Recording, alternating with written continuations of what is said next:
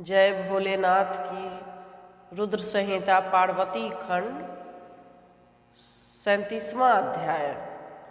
शिव महापुराण कथा अति उत्तम कथा है, जरूर सुनिए और लोगों को सुनाइए भी, घर घर पहुंचाइए। आपको अच्छा लगता है तो लाइक करिए और भोलेनाथ की असीम कृपा प्राप्त करने के लिए ओम नमः शिवाय कमेंट बॉक्स में लिखिए, क्योंकि उनकी कृपा ओम नमः शिवाय के द्वारा ही प्राप्त होगी। शिव महापुराण की अद्भुत कथा जो आपको सुनने को मिल रहा है, भगवान करे आपकी मनोरथ पूर्ण हो। जय भोलेनाथ की। हिमालय द्वारा विवाह के लिए लगन पत्रिका प्रेषण, विवाह की सामग्रियों की तैयारी तथा अनेक पर्वतों एवं नदियों का दिव्य रूप में सब परिवार हिमालय के घर आगमन। नारद जी बोले, हे तात, हे महाप्राज्ञ, हे प्रभु, अब आप कृपा कर मुझे यह बताइए कि उन सप्त ऋषियों के चले जाने के बाद हिमालय ने क्या किया। नारद जी पूछ रहे ब्रह्मा जी से। ब्रह्मा जी बोले, हे मुनीश्वर, अरुंधति सहित उन सप्त ऋषियों के चले जाने पर हिमालय ने जो किया उसे मैं आपसे कह रहा हूँ। उसके बाद महामनस्वी गिरिराज हिमालय प्रिय पुत्रों सहित अपने मेरु आदि बंधुओं को बुलाकर बड़े प्रसन्न हुए। उनसे आज्ञा लेने के बाद हिमालय ने प्रीति पूर्वक अपने पुरोहित गर्ग जी से लगन पत्रिका लिखवाई और उन्होंने प्रसन्न मन वाले अपने सेवकों से अनेक प्रकार की सामग्रियों तथा उस लगन पत्रिका बड़े प्रेम से शिव जी के पास भिजवाया। उन लोगों ने कैलाश पर शिव के समीप जाकर उनको तिलक लगाकर वह पत्रिका उन्हें प्रदान की। भगवान सदाशिव ने उन लोगों का विशेष रूप से यथोचित सम्मान किया और प्रसन्नता पूर्वक वे सभी लोग हिमालय के पास लौट आए। हिमालय भी शिव जी के द्वारा विशेष रूप से सम्मानित हुए हर्षित लोगों को देखकर मन ही मन अत्यंत प्रसन्न हो गए। तत्पश्चात उन्होंने भी अनेक देशों में रहने वाले अपने संबंधियों को बड़े प्रेम के साथ सुखदायक निमंत्रण भेजा।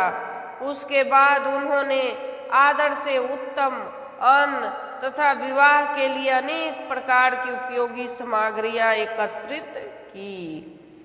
उन्होंने चावल, चिवड़ा, गुड़, शक्करा तथा नमक का पापड़ लगवा दिया।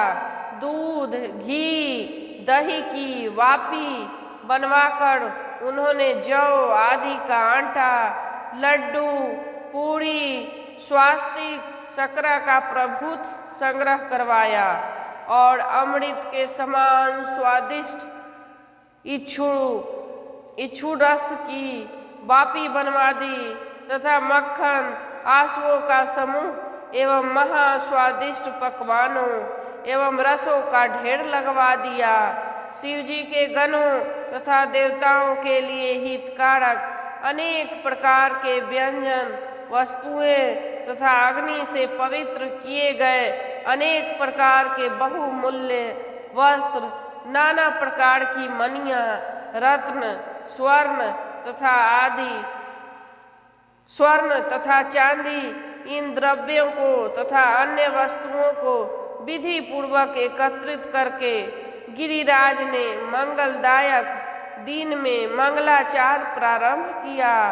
पर्वतों की स्त्रियां पार्वती का संस्कार करने लगी।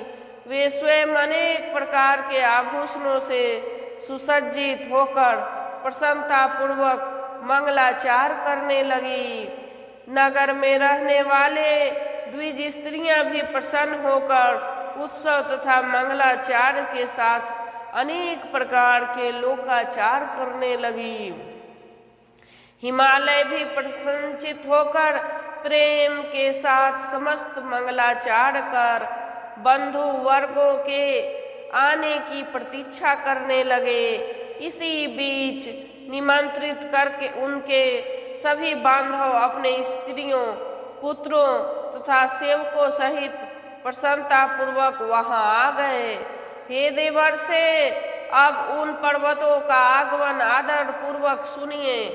मैं शिव जी का प्रीति बढ़ाने के लिए संक्षेप से इसका वर्णन कर रहा हूँ।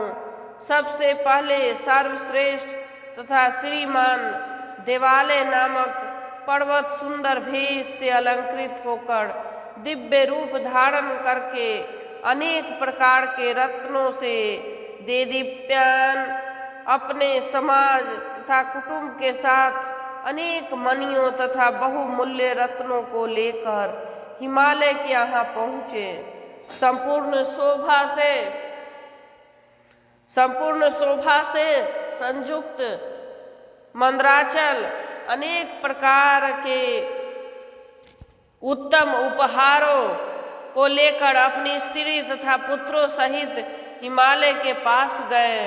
उदार बुद्धि वाले तथा दिव्य आत्मा अस्ताचल पर्वत भी महान शोभा से युक्त हो विविध प्रकार की भेंट सामग्री लेकर प्रसन्नता पूर्वक हिमालय के निकट आए।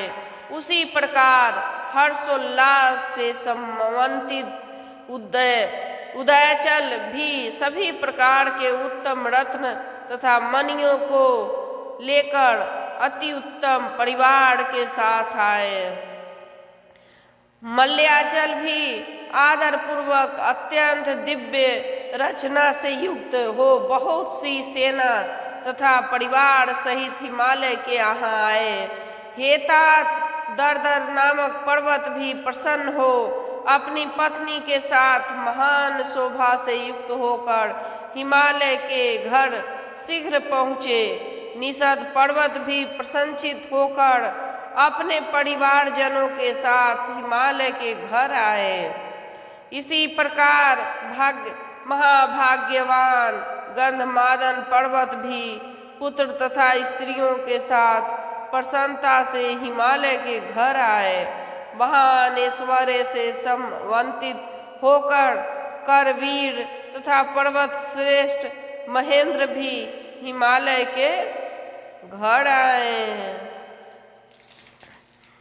अनेक प्रकार की शोभा से संपन्न परी यात्र भी प्रसन्नचित होकर अनेक गणों, पुत्रों एवं स्त्रियों के साथ लेकर मणि तथा रत्नों की खान से युक्त हो हिमालय के घर आए। गिरिश्रेष्ठ पर्वतराज क्रौंच अपनी सेना तथा सेवकों को लेकर अपने पुत्र, स्त्री तथा परिवार सहित प्रसन्न हो भेंट सामग्री से युक्त हो आदर पूर्वक हिमालय के घर गए। पुरुषोत्तम पर्वत भी अपने समाज सहित बड़े आदर के साथ बहुत से भेंट सामग्री लेकर हिमालय के पास आए।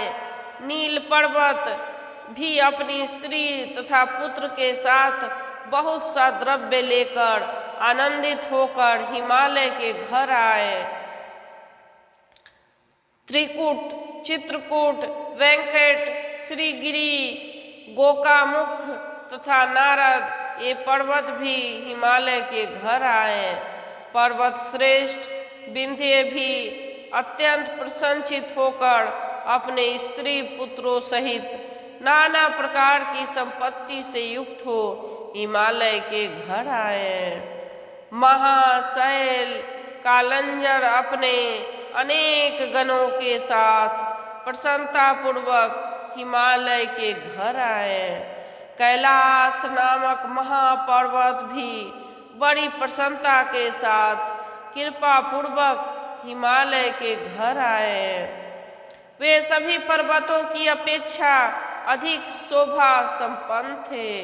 हे नारद, इसी प्रकार अन्य द्वीपों में रहने वाले तथा भारतवर्ष में रहने वाले जो अन्य पर्वत थे वे सब हिमालय के घर आए। हे मुने, हिमालय ने जिन पर्वतों को पहले ही प्रेम से आमंत्रित किया था, वे सभी यह सोचकर कि यह शिव का विवाह है, प्रसन्नता पूर्वक वहां आए। शिव का विवाह हो रहा है, यह जानकर उस समय सोनभद्रादि सभी नदियां अनेक शोभा से युक्त होकर बड़ी प्रसन्नता के साथ वहां आए। शिव का विवाह हो रहा है, यह जानकर सभी नदियां दिव्य रूप धारण करके नाना भांति के अलंकारों से युक्त हो प्रेम पूर्वक वहां आई। शिव का विवाह हो रहा है, यह जानकर गोदावरी, यमुना, ब्रह्मस्त्री तथा वेनिका हिमालय के यहाँ आई। शिव का विवाह हो रहा है, यह जानकर गंगा जी भी महाप्रसन्न हो दिव्य रूप धारण करके अनेक प्रकार के आभूषणों से सुसज्जित हो वहां आई। शिव का विवाह हो रहा है, यह जानकर सरिताओं भी में श्रेष्ठ अत्यंत आनंद प्रदान करने वाली रुद्र की कन्या नर्मदा भी बड़े प्रेम से शीघ्र वहां आ गई। उस समय हिमालय के यहाँ आए हुए उन सभी लोगों से वह दिव्य तथा सभी शोभा से युक्त पुरी भर गई। वह महोत्सव से युक्त हो गई। उसमें नाना प्रकार के केतु, ध्वज एवं तोरण सुशोभित होने लगे। नाना प्रकार के वितानों से सूर्य का प्रकाश रुक गया और वह पूरी रंग बिरंग रत्नों से छटा से पूर्ण हो गई। हिमालय भी प्रभुत आदर के साथ अत्यंत प्रेम पूर्वक उन स्त्रियों तथा पुरुषों का यथोचित सम्मान किया।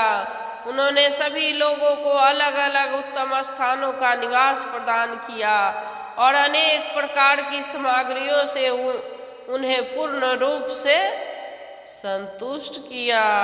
बोलो जय भोलेनाथ की। 37वां अध्याय समाप्त। जो भी कथा सुन रहे हैं प्रेम पूर्वक भक्ति से कथा सुने और कमेंट बॉक्स में ओम नमः शिवाय लिखें। शिव जी की असीम कृपा प्राप्त करें, भोलेनाथ की असीम कृपा आपको प्राप्त हो।